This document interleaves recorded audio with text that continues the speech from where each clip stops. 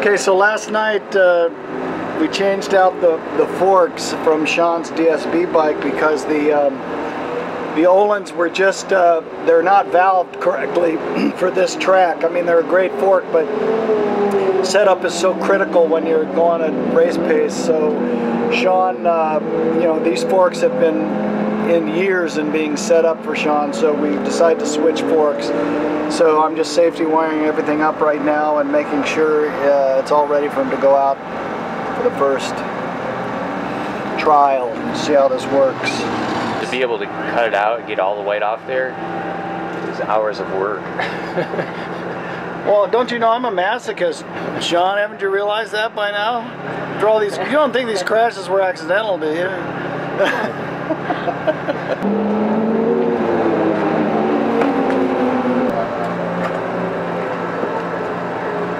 Well, that should help protect the paint a little bit. I got this 3M film on here.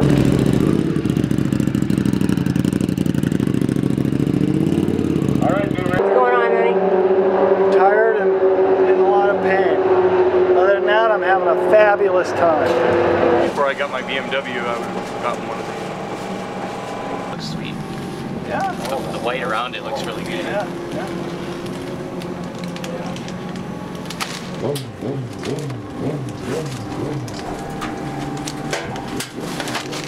Nine on the front. Just the front.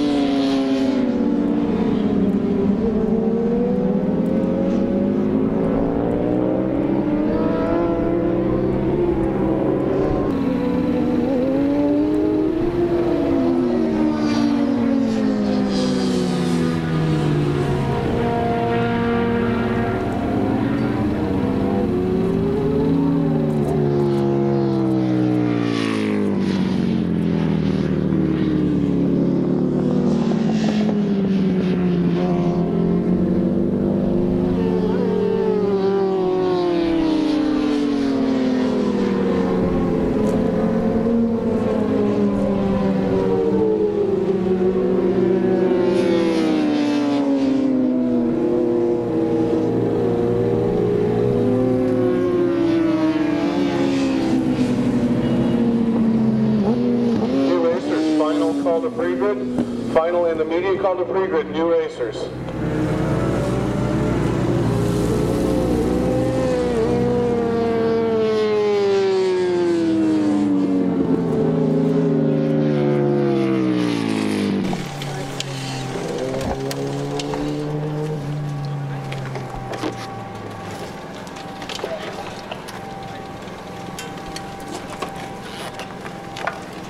I picked the rear wheel up, but I bet it's not.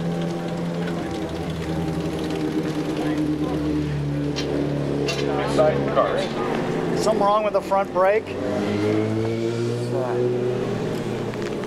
It's almost like the pad material didn't lay down properly. You know, we had the Nissan pad material on that rotor, and the performance friction pad material that is just it's not working very well. It's really grabby, and then sometimes it was fading, and then it didn't work, and it was just really weird. So there's a 5 mile an hour. But this is, oh right, this is that caliper, right? 541, let him know that. So what do we need to do? We want to change out the pads or change the caliper? I'm not sure if it'll get better if it gets enough miles on it. Maybe it just needs to lay that material down in the rotor. We should take a look at it. If it's not dragging excessively and everything looks good, I'll just run it for another session and see if we can get the pad material to lay down on the rotor, I guess. And the geometry is a lot better. Because it's so light, it's still stiffer than the other bike by a fair bit. Yeah. Jeez. Well, that's because of the springs, probably. Yeah. I just don't have a lot of confidence leaning the bike over on this, you know, when I go into the corner. I'm like tentative because either the clutch, I can't feel something, either the clutch is engaging and disengaging or the brake lever. I couldn't tell. It felt like, you know, it felt like the brake lever was shuddering, but like,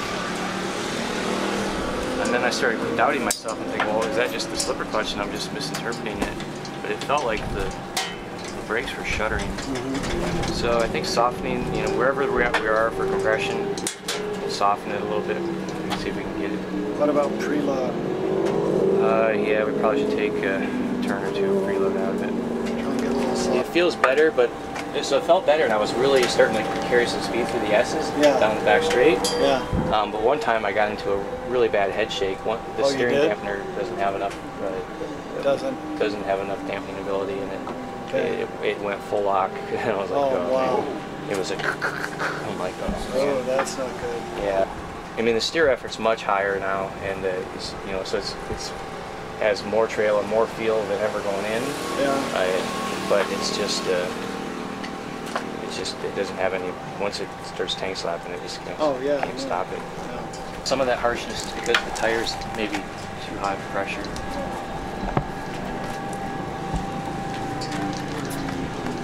No, that's all right. 31 should be okay.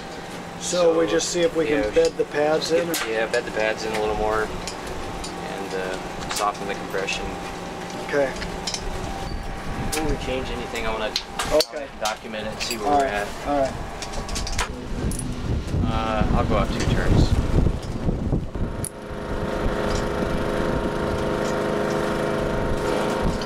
Actually, let's make it 3.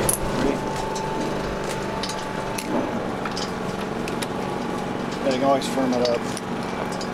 10 pounds, or 1 turn for 10 pounds, right? Oh, is that what it is? Okay, well, yeah, that's what it is. Yeah, 1 turn for 10 pounds. That sounds good. 220, 221, whatever it is. If I prep a data logger, yeah. Room to put the data logger?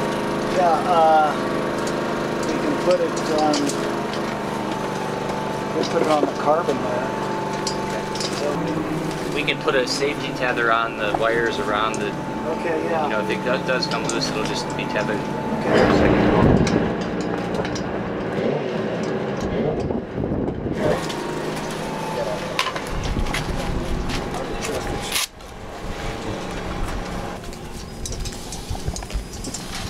Ready? Yeah.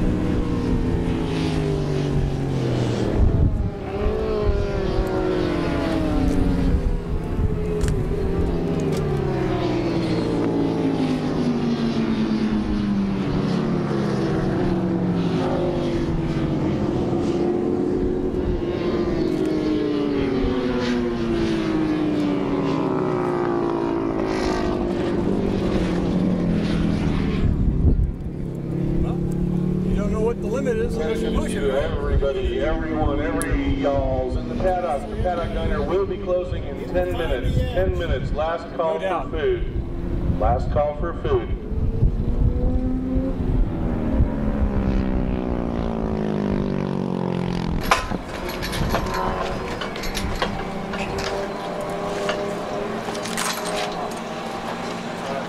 I'm going to get my lines figured out a little better now. That's what I figured you were doing. I'm starting to get a little more consistent and a little more confident that I know where the bumps are at least. Yeah, I figured that's why you were on. You know, you go out there on a bike you're familiar with and figure out the line. Yeah.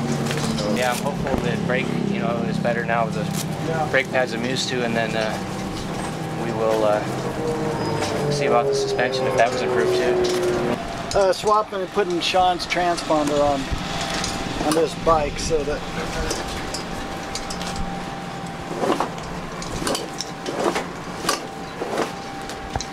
he gets times. Start getting some timing now that he's starting to get a little more comfortable. 36. Oh wow, man.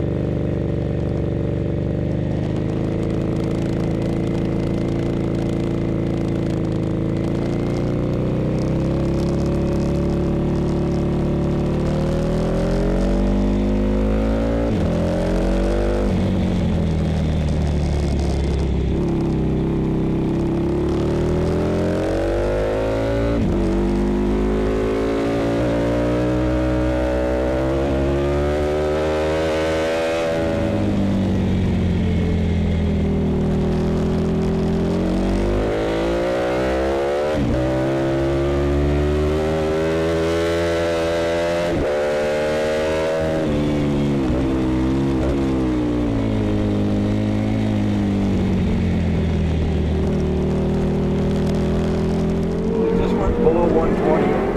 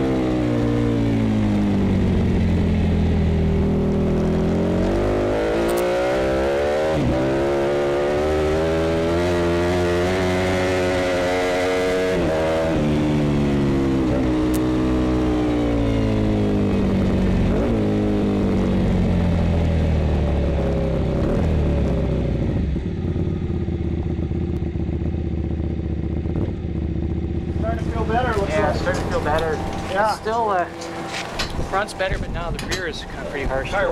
Okay. And we put some foam pad on the seat. It's killing you, huh? Yeah. I can see you really starting to pick it up.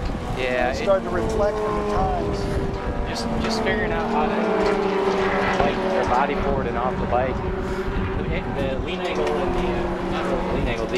My body position is quite different. Yeah. It's going to be good when I figure it out. When you figure it out, yeah. Yeah, it's a completely different body position. Yeah. So yeah, the bike feels more like a 600, and you have to ride it and hang off of it more like a 600 than fuel. Yeah.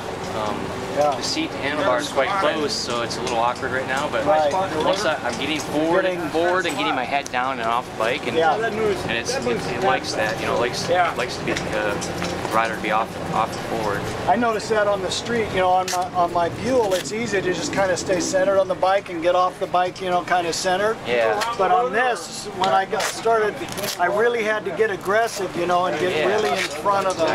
Yeah. Yeah, I feel like once I started doing that, you know, it really started to feel good, but it felt weird.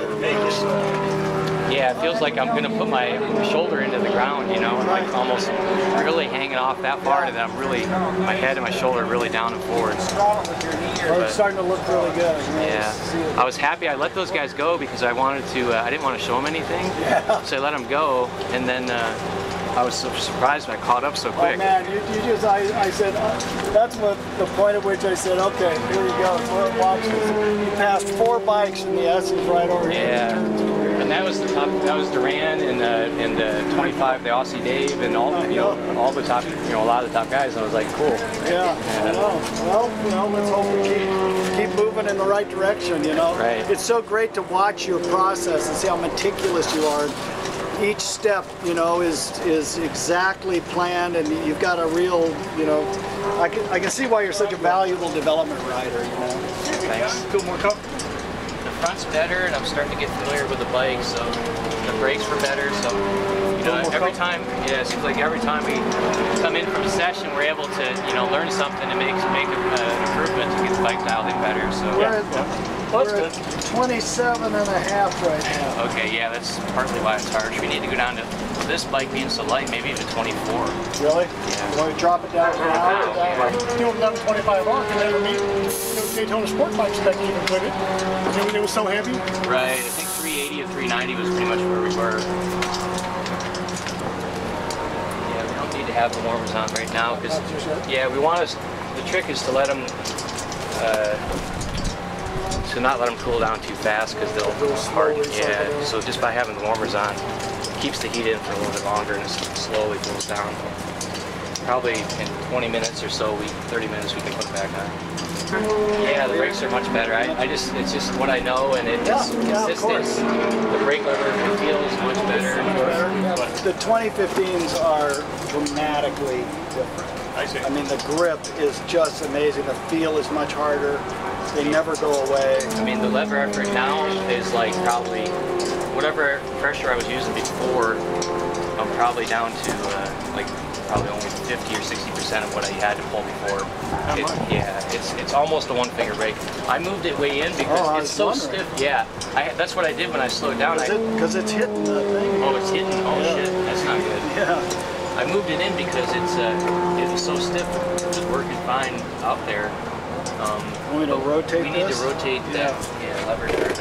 I found when I did the 2015 shot, that's when I used to 2-finger it, and that's when I stoppied it, you know, and I had to start going to 1 finger, and that's why I fucking crashed on your bike, because I went back to 2 fingers for this. Yeah. I got back on yours and got 2 fingers and just grabbed. It's way too much. Way too much.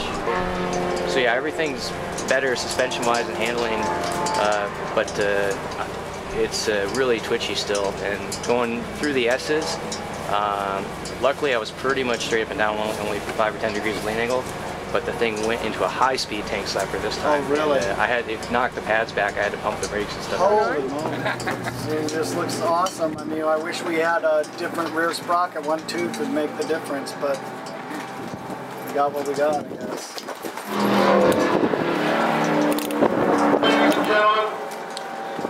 Let's see, Dunlop just threw in 100. So you think it's ready, honey? I'll let Sean get it.